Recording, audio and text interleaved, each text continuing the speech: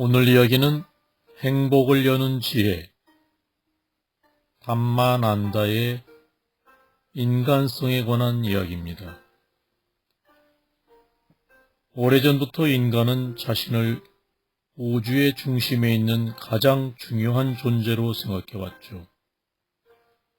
이 생각에 따르면 인간은 이 세계에서 가장 선택된 존재이며 이 세상에 있는 모든 것은 오직 인간의 즐거움을 위해 존재하는 것이기에 인간이 원하는 것은 모두 이 지상에서 얻을 수 있도록 되어 있다는 것이죠. 인간 중심적인 이러한 사고는 이 지구를 무차별 약탈하고 인간과 공존하고 있는 다른 생명체의 권리를 전적으로 무시하는 직접적인 원인이 되고 있습니다. 예를 들면 스포츠로 즐기기 위해 또는 상업적인 목적으로 저지르는 비정한 인간들의 무도한 사륙으로 몇몇 동물들의 종이 절멸되는 비극적인 경우가 나타나고 있죠. 과학과 기술에 의한 자연의 정복을 오늘날에도 칭찬하고 있습니다. 개발이라는 이름으로 인간이 저지르는 행위가 광범위한 자연의 파괴라는 것을 이미 깨닫고 있는 사람들이 있는데 이러한 사람들의 수가 점차 늘어나야 할 것입니다. 지금까지 자연은 아주 관대하여 만족을 모르는 인간의 무력과 감각적 쾌락의 충족을 위해 지구를 제멋대로 짓밟고 약탈해도 된다는 생각을 계속하도록 내버려두고 있습니다.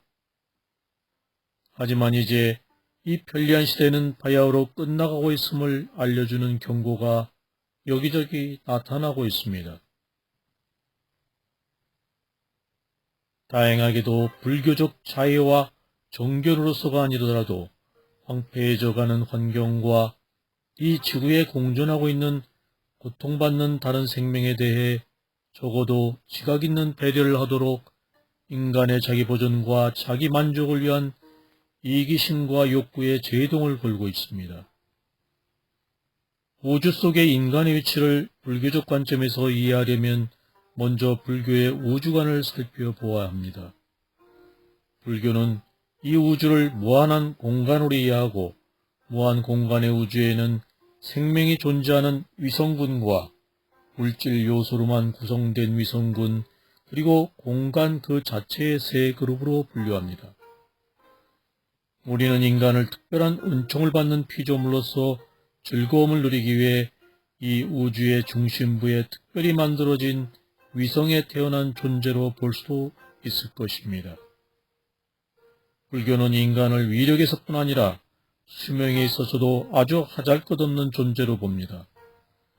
인간은 지적 능력을 제외하면 우주에 있는 다른 존재들보다 나을 것이 없죠. 생물학적으로 보면 인간은 크든 작든 다른 존재들보다 더 약합니다. 다른 동물들은 방어와 생존을 위해 어느 정도 무기를 가지고 태어나지만 인간은 마음으로서 모든 것에 대처하지 무기로 대처하지 않습니다.